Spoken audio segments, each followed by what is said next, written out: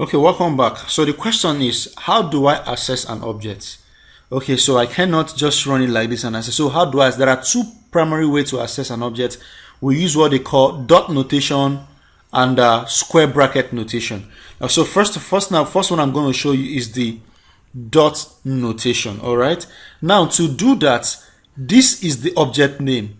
So you just go ahead and add dot and any property you want to access. So this time I want to access name. So when we go ahead and preview this, we'll see it gave us the value of that property. So I'm going to go ahead and do age. So I'm going to leave this. I would copy this and do objects and do a square notation.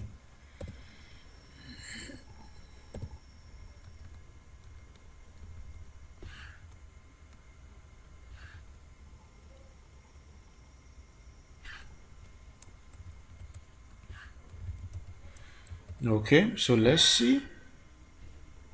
And so it gave us 60. All right. Now there are a few things I want to point out here. There are times where you are using dot notation. So let me give an example of another. Before this, I want to give an example of a method of another property. So I'll call this all, I'll say department. Okay. I'll call this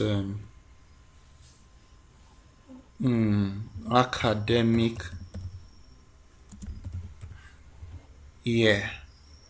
All right. So by the way, you can actually define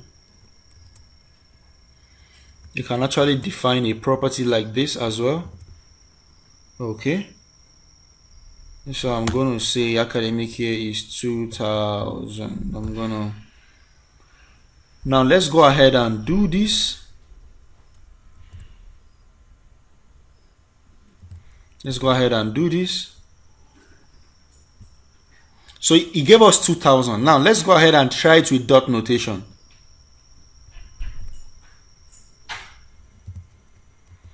Now it's definitely not going to run. It's going to throw up an error. If you look at your console, I'm sure you should have an uncaught error now.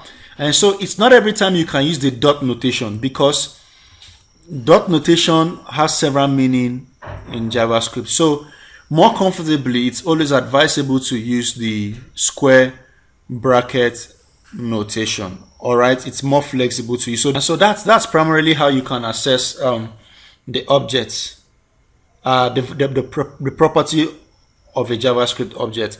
And so in the next part of the tutorial, we will be seeing other things about a JavaScript object, how we can loop around it the same way we did for the array. I will see you in the next tutorial.